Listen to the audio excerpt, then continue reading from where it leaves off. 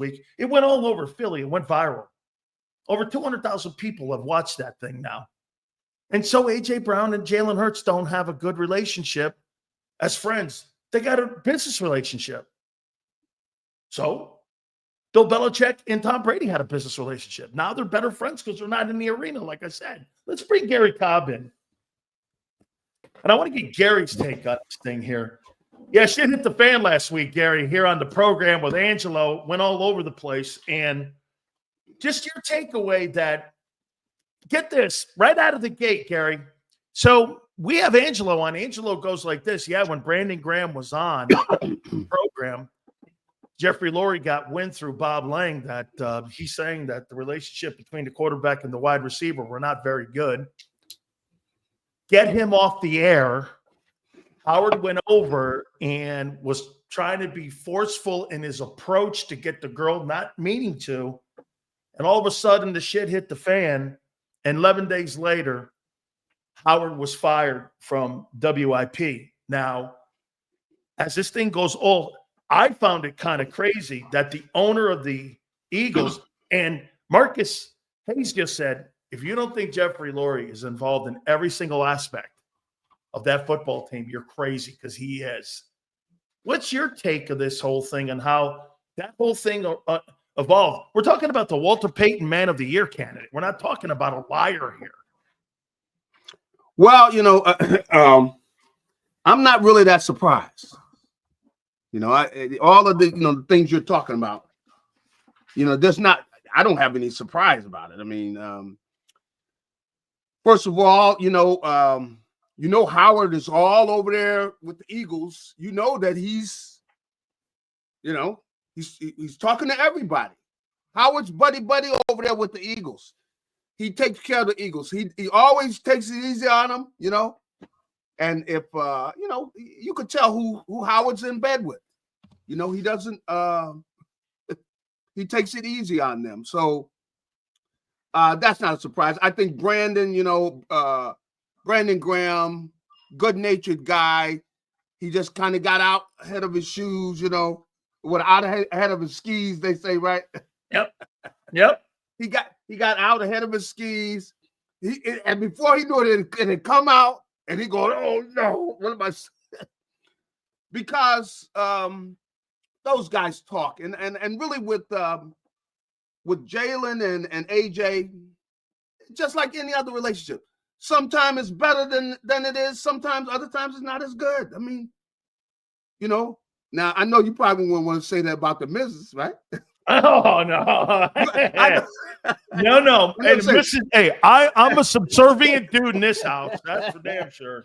I mean, just to say, yeah, maybe you could say it's your fault. I screwed up, so I messed up, whatever.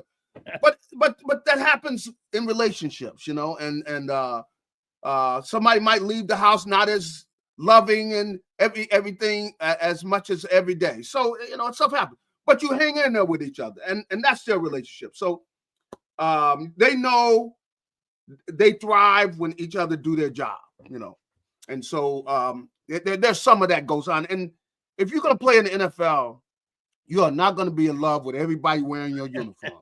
Come on. I mean, just do it every job. Come on. You're going to have 60 guys and you're in love with all the guys. Oh, they're all the greatest, whatever. Come on, cut it. Come on, stop it. But, you all have the same mission, though, see? And that's unequivocal, meaning like, there's no doubt about that. But you're not in love with everybody on that team. And really the way you want to talk about, you're committed to winning is you're willing to let stuff go. You go, man, look, I do not have time to make a big deal out of that. The dude is making his plays over there. I don't care what he's doing, man. You know what I mean? He could be coming in there, whatever, wetting all up the floor. You know how some guys come in and make a mess everywhere. The lockers a mess. They're a mess. But so what? If the guy's doing his job, hey, you can put up with a whole lot of things as long as the guy's doing his job. And so that's what it's like. And that's one of the beauties of the game is because you are going to have different people blending together with the same common goal. That is what a good football team a great football team. That's the way that it's put together. So that's part of it, and that's some of the fun because you later on you look back, you laugh at it, you know. But you got weirdos. You got some guys. I mean, believe me, if I started going off everything I've seen in the locker room, I mean, you would pull the plug, man. Probably, you know. I don't know why. Maybe some people want to hear it though, because believe me, if I were to tell you everything I've seen in the locker room, oh man. I mean, hey, I saw Ray Crockett and Jerry Ball in Detroit. I'm in Detroit, and we're sitting in there, and Jerry's from the South, and somebody comes walking in, and Ray Crockett has a Confederate bandana on. And hey, you know, and I'm just telling people like this, and I'm going like I'm sitting there with Mark Spindler and Chris Spielman. I'm sitting here like this, and here's Jerry. Now, why would you come in here with that? And believe me, I'll just say this to you, man. Within a matter of 20 minutes, that place was turned upside down.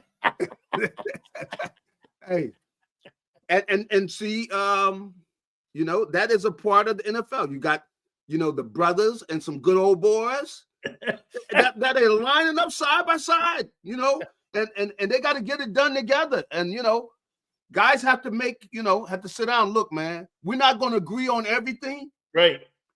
But we agree that we're going to go out here and win this game. You know, we're going to agree on Sundays. That's right. That's right. And that's the fun of it. You know, and some of the differences, it's the fun part of it, because you just sit back and laugh because you see guys having to work together, you know, and I can just imagine your stories, man. Believe me, because you know, I guess when I came into the league, you know, things were looser. Things have gotten tighter, you know, where they got people. Well, they got all the cameras and everything. Yeah, that's right. They didn't have all the cameras when I came in the league. And you had guys, believe me. Hey, Gary, they had Polaroid cameras when you came in the league. That's right. That's right. Polaroid cameras. That's right. But we had some guys, man, believe me. If I were to tell everything, man, I don't know.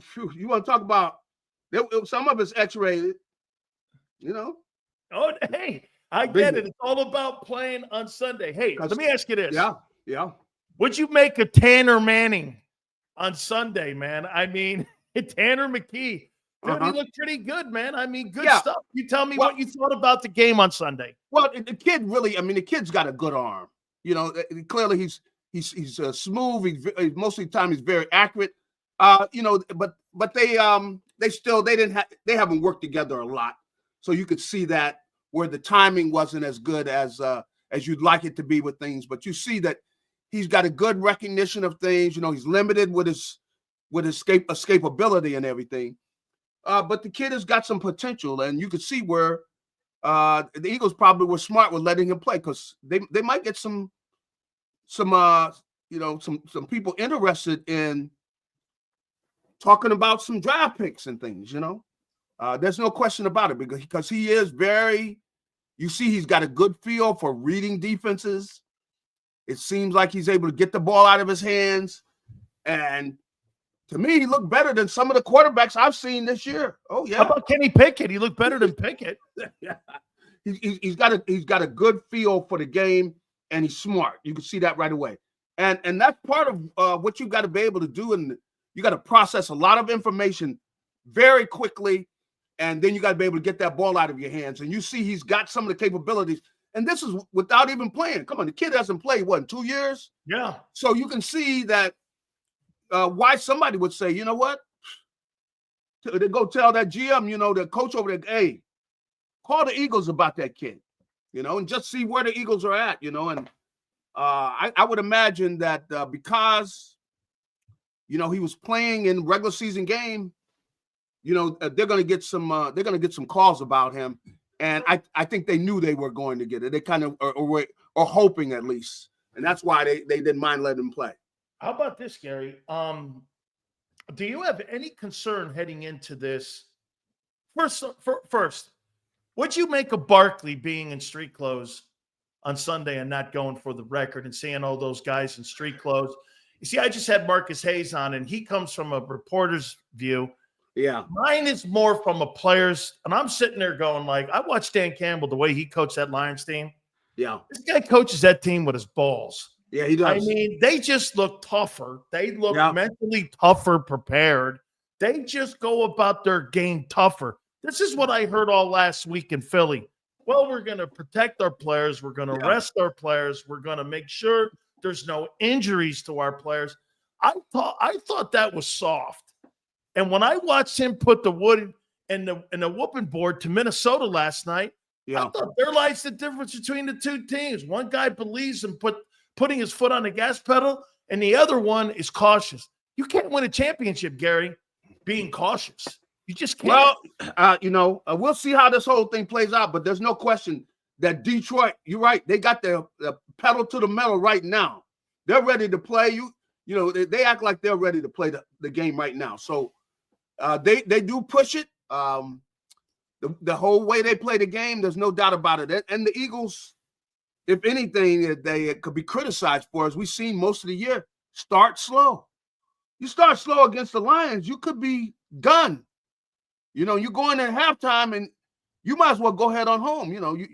You're trailing 28-3 or something. You don't want to do that. So that's going to be something that is going to come up, because the Eagles have had a tendency to start slow, and you can see the Lions are a team that they come out, man. They're swinging before they even get out of the locker room. They're already swinging at you. So, we can see how that goes. But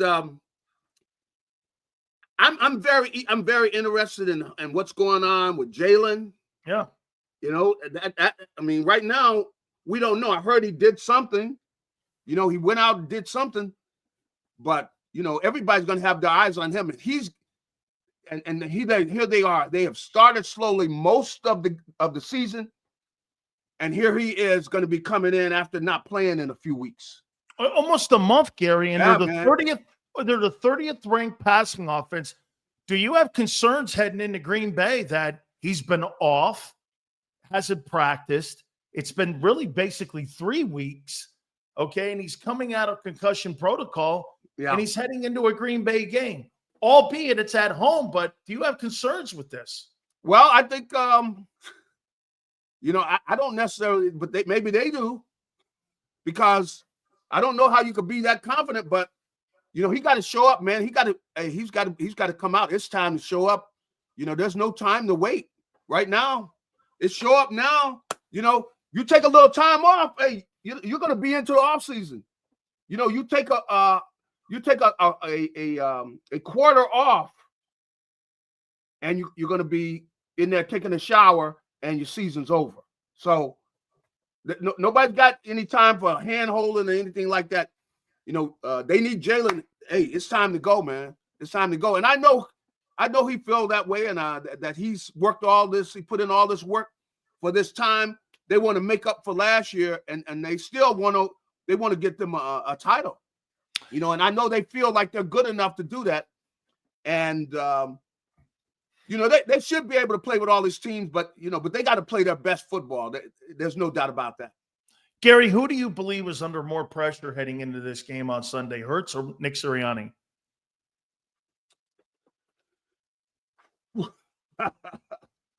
Woo! Which one am I under the most pressure? I guess it's probably Nick, if you ask me, because Jalen's got the ball in his hands, and he's got the money and he's got the contract. Yeah, and he's got that contract. So yeah, I would say because Jalen's got control of what he's going to do. No trade. He's got a couple more years. All that. But Nick's going to be standing on the sideline during the game, and he's going to pray before the game, and he's going to be praying during the game. Okay. So because he's not really the one in control, Jalen is in control of what he's doing. So anytime that you're in a situation where you're dependent on somebody else, you rather have your own destiny in your own hands, and he doesn't have that because he got to depend on these players, and hopefully they show up ready to play, man. Who do you look at when you're looking at Vic Fangio? You played for Jim Johnson. Mm-hmm. Tell me, Gary, is there any similarities between the two? Because get this. So who the F is Oren Burks? Now, the kid had some moments out there where you saw him with false steps, you saw him behind, but you also saw him make 17 tackles. Yeah. I mean, not the guy was a bad player because he stepped in for Greenlaw last year in San Francisco. So this guy's got the ability to play in the league. But I mean, dude, every guy he plugs in there, Trotter had 11 tackles. I mean, you know, Trotter looks to me like he's not very fast. However, you know, his dad has prepped him well. He's a good run fit guy. You see where he knows where to go. And I think Vic just knows his personnel better than what Desai did. I mean, he really knows his personnel. Is that the key to what is driving this defense to play so well this year? You know, I can't give it all to Nick though. The assistants, I mean, they do a good job with the guys, the coaches that they have coaching these positions. They do a good job because when I go in the locker room and I'm talking to the players, you can see how somebody has taught them about this game. And some of the guys are very young, and they have taught them the mental part of the game. And they're thinking through the game, and that's why really this defense has come so far. Is they really do a good job of teaching, and it's really not Nick doing all of it. Of course, he's the one that's masterminding everything, but I see the coaches even during practice. You see them out there working through things, and then after practice, they'll take the kids over there on their side, and they're working on these drills, and so that they know what they're doing. And so that's the number one thing is you got to get your ideas and thoughts into the mind of this kid. And the Eagles position coaches, I got to give it to them. They do a good job. I see the way just about the whole team, especially on the defensive side. Those guys have come so far this year. During the season, they've come this far. And Nick is the one, of course, that's leading the parade altogether defensively. But it's the position coaches that teach it. And so every guy they got on there, so you could have a kid that's sitting on the bench, he gets in there, the kid knows what he's doing, you know? And that's what I give them credit for. And that's something. Player development. Player development. That is exactly what it is. And it takes time, and you got to sit down there and see the way a kid thinks. You got to get to know the player a little bit, and then you got to be able to communicate with them so he understands this is what we're trying to do on this play. This is what we want to do against this formation. In this defense, this is what we're trying to do. And you can see that they do a good job of teaching because they've come a long ways. I mean, in the beginning of the season, I mean, they look like garbage. You know, the defense, come on. I'm saying, man, are you kidding me? But they have come so far in this short period of time. They really have come a long ways. Garry, this Billy King here, Yale's bringing this guy's name up, and I brought him up about 3 weeks ago. I think he's going to get some looks for being a defensive coordinator. They have another guy on that, obviously, with Clint Hurd, who was a longtime coordinator in the NFL when he was up in Seattle with Carroll. I mean, look at what that guy, Billy King, has done with the linebackers this year. I mean, Oren Burks. I mean, hey, by the way, Zach Bond making the Pro Bowl. Come on. How much money does that now raise that guy's price tag now that he's a Pro Bowler? The price just went up, didn't it? Hey. We were in the locker room, and, you know, the guys are asking him a question. I'm looking at, you know, the kids there. Okay. You see the little smile. The money smile, right? Hey, cha-ching, cha-ching, cha-ching. Because they asked a question, they're going like, now, I know you don't want to leave here. And they didn't. No, I don't want to live here. No, I don't want to leave here. No, I don't. But I'm leaving that up to my agent. You know what I mean? I'm leaving that up to my agent. Hey, this is money. You know, he tell whatever the guys they're talking about. You know, he should have turned to the reporter and go, hey, how much money you making? You know what I mean? Because, hey, you know that he's going to, you know, if he has to leave, you know, somebody puts 15, 20, come on, 15, come on, man. Kid made one this year. I got to give you a story. So I'm in Dallas, and I told Rick Gosselin this. Rick goes, yeah, so what do you make it? You know, in the offseason here, you go out there and someone offers you more money, you're going to take the plan B. We remember old plan B. Yeah. Okay, you take plan B, and I go, well, let me ask you this, man. To leave the Dallas Morning News, if the Los Angeles Times came to you and wanted to double your salary, you going to stay in Dallas? He looked at me, he goes, well, that's not a fair question. I go, isn't it? What do you mean? Yeah. Hey, Hey, just like you, I'm gonna go home and ask my wife. Come on. Hey, some guys like to spend other people's money. See, Yeah. some guys always going like, I'm going like, man, look, why are you gonna ask that dude that question? Come on, the kid answered you the way he should have answered with you. Look, we're gonna cross that bridge when we come to it, okay? But don't be asking me questions like I'm gonna just sign with the Eagles, whatever they ask. We're gonna double you. We're gonna give you $2 million next year. How's that? Man, come on, man. Because some guys always like to spend other people's money. You know what I mean? Yeah, no question about it. Gary, is it a couple last ones here for you? Is it it's Super Bowl or bust, right? Without a doubt. That's what it is. And that's why I talk about with Jalen is that he knows, come on. They went to the Super Bowl already. See, they want to win the thing now. See, and you got a lot of the same guys that took that trip. A lot of those guys are still here. So, especially the core of the team. So they figured, like, hey, why not? They expect to win it because they want to go on and kind of exert their will on these teams, meaning run the ball down their throat. They want to be able to execute in their passing game, and they figure they got people that can make some plays. And I can tell you, they expect to win. They expect that this is their time, and we're going to see. But the guys don't have any time for any excuses. They don't want to hear any excuses from anybody. So they know this is their time, man. There's no reason to find no excuses. Nobody wants to hear them, man. Absolutely. Nobody wants to hear them. And this is the fun, man. This is the fun right here. You worked all this time for this. This is what you want, man. So, that line, man, to go out and crush some people, man. Run the ball down their throat. Make them like it. Say, you guys, we're going to run the ball down your throat, and you guys are going to like it. How's that? Hey, you know what I'm going to do here? I'm going to put them in a bad place here. Yeah. So do you want to see a Detroit-Philadelphia NFC Championship game? It sounds like fun. Don't look away. Don't look away. Hey, I got people from both sides. People, which side are you on? I'm going. Hey, I'm just gonna watch the game. You're Switzerland. That's it. That's right. Switzerland. That's right. I'm Switzerland. That's right. That's a game you want to see, right? You want to see Detroit Philly. That sounds like a good game to me. It would be a good game. I mean, boy, but I'll tell you what, man, you talking about a team that starts fast. Oh yeah, man, those Lions. So, but hey, it'd be a good game. It would be. You better get 30 on the board against that Lions team, man. And that's true. You're going home. You're right. You're right, man. Those guys, man, and with everything they dealt with this year, I got to give it to them, man. To be playing the way they are, you got that many guys have gone down with injuries, and you're still here knocking on the door and go, hey, we're not going anywhere. We're still knocking on this. This is our time. I understand. Don't you think that team reminds you of the Eagles 17 team? Yeah, they definitely have similarities. You're right. Yes, they do. All the injuries, all over, especially on the defensive side.